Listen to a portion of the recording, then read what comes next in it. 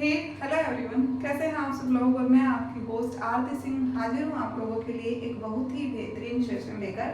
आज के इस सेशन में हम डिस्कस करने वाले हैं एक ऐसा टॉपिक जो आपके, अगर आप स्कूल गोइंग स्टूडेंट हैं या फिर आप कॉलेज गोइंग स्टूडेंट हैं या फिर आप किसी भी कॉम्पिटिटिव एग्जाम की तैयारी कर रहे हैं, मान लीजिए आप टीचिंग लाइन में आप प्रिपरेशन कर रहे हैं, तो उसमें आपको एक टॉपिक मेंशन करके दिया जाता है आईसीटी वाला।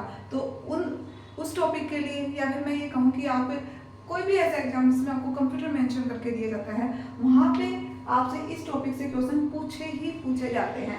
इसमें भी आपसे 2 पॉइंट ऐसे हैं जहाँ से आपसे क्वेश्चन बनने के ज़्यादा चांस रहते हैं।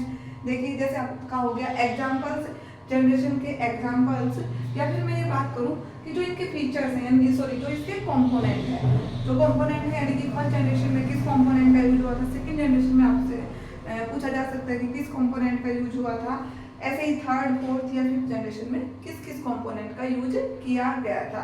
तो चलिए आज का सेशन स्टार्ट करते हैं। एंड सेशन स्टार्ट करने से पहले मैं आप लोगों से एक रिक्वेस्ट करना चाहूँगी, अगर आपको आज का सेशन पसंद आता है तो इसे लाइक करना ना भूलें और ज़्यादा से ज़्यादा शेयर कीजिए। अगर और आप ऐसे ही वीडियो टाइम टू टाइम चाहते हैं तो चैनल को सब्सक्राइब जरूर कीजिएगा। तो चलिए स्टार्ट करते हैं। देखिए, हम सबसे पहले बात करते हैं फीचर्स। आपको फीचर्स में क्या क्या पढ़ना है। सबसे पहले हम बात करेंगे फीचर्स की। तो फीचर्स में आपको सबसे पहले क्या क्या कवर करना है। देखिए, फीचर्स की अगर बात करूँ मैं, सबसे पहले आप देखिए कि कंपोनेंट अगर मैं फर्स्ट जनरेशन की बात करती हूँ तो फर्स्ट जनरेशन में कंपोनेंट के रूप में एज ए कंपोनेंट क्या यूज किया गया था, वैक्यूम ट्यूब। क्या यूज किया गया था, वैक्यूम ट्यूब।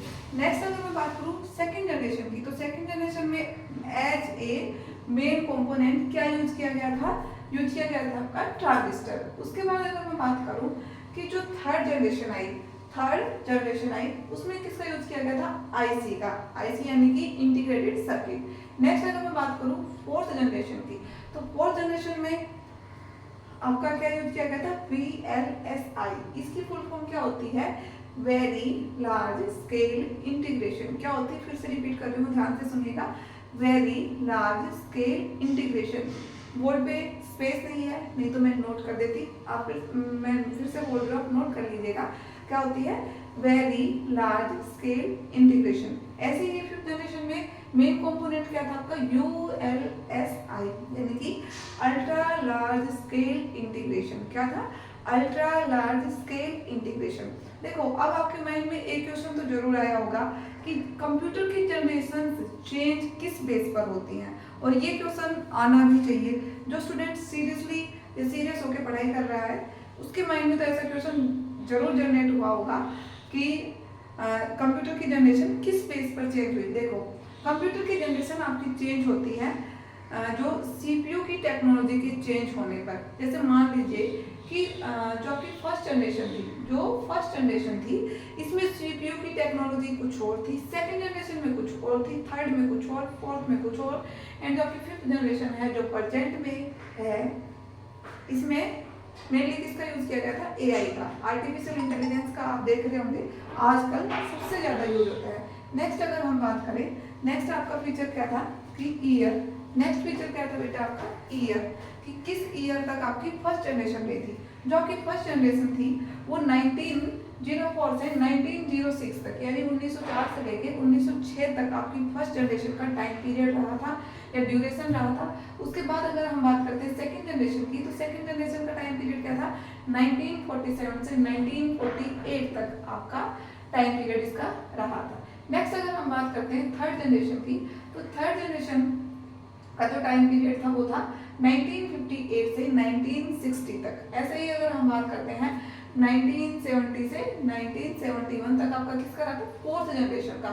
लास्ट की अगर मैं बात करूं, लास्ट यानी कि जो फिफ्थ जनरेशन जो प्रेजेंट में चल रही है, उसका टाइम पीरियड था बेटा आपका 1971 से टिल नाउ, यानी कि जो 1971 में स्टार्ट हुई थी एंड कब तक चल रही है, टिल नाउ। आज तक कौन सी जनरेशन चल रही है, फिफ्थ जनरेशन। देखो, जो ये ड्यूरेशन वाला है ना, टाइम पीरियड वाला, कि फर्स्ट जनरेशन कब से कब तक रही, ये है ना आपको डिफरेंट बुक में डिफरेंट मिल सकती है, बट मोस्टली जो एग्जाम्स में आपका सही माना गया है उसी के बेस पर मैंने ये डेटा तैयार किया है।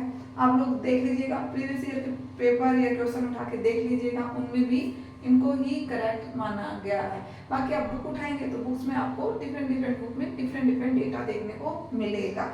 नेक्स्ट अगर हम बात करते हैं कि नेक्स्ट फीचर क्या था कि जो आपकी एज ए इनपुट और आउटपुट डिवाइस क्या यूज किया गया था। देखो आपकी जो फर्स्ट जनरेशन में किसका यूज किया गया था, एज ए इनपुट और एज ए आउटपुट, यानी कि जो पंच कार्ड था वो इनपुट डिवाइस का भी काम करता था और आउटपुट डिवाइस का भी काम करता था। या फिर मैं ये कहूँ कि जो पंच कार्ड था वो एज ए इनपुट डिवाइस भी वर्क करता था और एज ए आउटपुट डिवाइस भी वर्क करता था। नेक्स्ट सेकंड जनरेशन की बात करते हैं तो सेकंड जनरेशन में भी एज ए इनपुट डिवाइस किसका यूज किया गया, पंच कार्ड का, और output device as a output device भी किसका यूज किया गया था, पंच कार्ड का। ऐसे ही देखो थर्ड जनरेशन जो आजकल हम यूज कर रहे हैं, कीबोर्ड एंड मॉनिटर स्टैंडर्ड। आपसे पूछा भी जा सकता है, ऐसा क्वेश्चन एक पूछा भी गया था, किस एग्जाम में पूछा गया था ध्यान नहीं है मेरे, बट एक क्वेश्चन आपसे पूछा गया था कि जो स्टैंडर्ड इनपुट डिवाइस क्या होता है बेटा, कीबोर्ड। स्टैंडर्ड इनपुट डिवाइस क्या होता है, कीबोर्ड। और आपका जो मॉनिटर है ये आपका एज ए इनपुट यूज किया गया था। थर्ड जनरेशन से स्टार्ट हुआ था, फोर्थ जनरेशन में भी keyboard and monitor, last generation में फिफ्थ जनरेशन चल रही है, इसमें भी आपका किसका यूज किया गया था, कीबोर्ड एंड मॉनिटर। ऐसे ही अगर हम बात करते हैं नेक्स्ट फीचर की, नेक्स्ट फीचर क्या था बेटा, लैंग्वेज। नेक्स्ट फीचर आता आपका लैंग्वेज की। फर्स्ट जनरेशन में किसका यूज हुआ था, लो लेवल लैंग्वेज का। फर्स्ट जनरेशन में किसका यूज किया गया था, लो लेवल लैंग्वेज का। लो लेवल लैंग्वेज यानी कि मैं ये कहूँ कि जो मशीन बेस्ड होते थे वो लो लेवल लैंग्वेज। उसके बाद सेकंड जनरेशन में किसका यूज किया गया था, मिडिल लेवल लैंग्वेज। किसका यूज किया गया था, middle level language. Third generation में high level language. Fourth and fifth generation में दोनों में किसका यूज हो रहा है बेटा, हाई लेवल लैंग्वेज।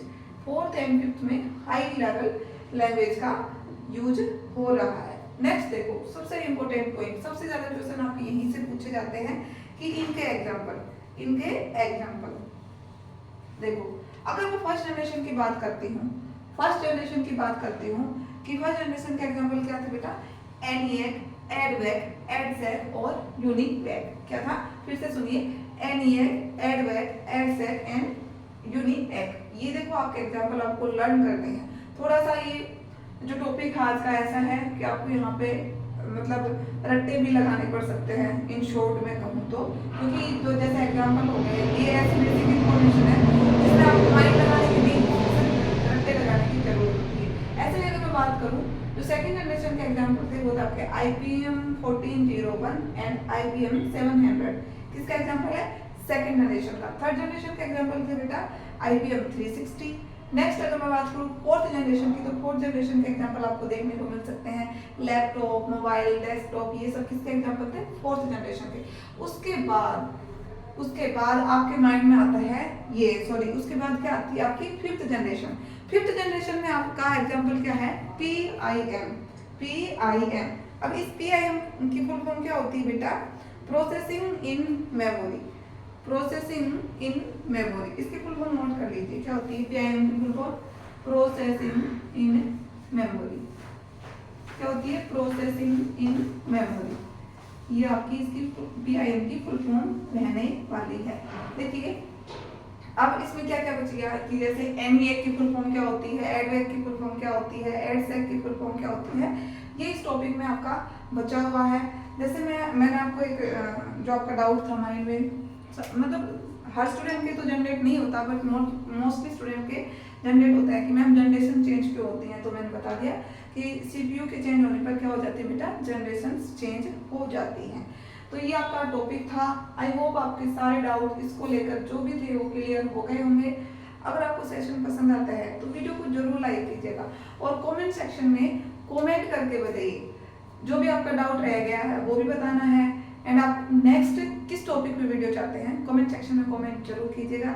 आज के लिए इतना ही रखते हैं और मिलते हैं एक नेक्स्ट बेहतरीन सेशन के साथ, जिसमें मैं आप लोगों के साथ डिस्कस करने वाली हूँ एनिएक, एडवेक, ये जो इनके फुल फॉर्म्स हैं इनके बारे में डिटेल से डिस्कस करने वाली हूँ। आज के लिए इतना ही। Thank you so much.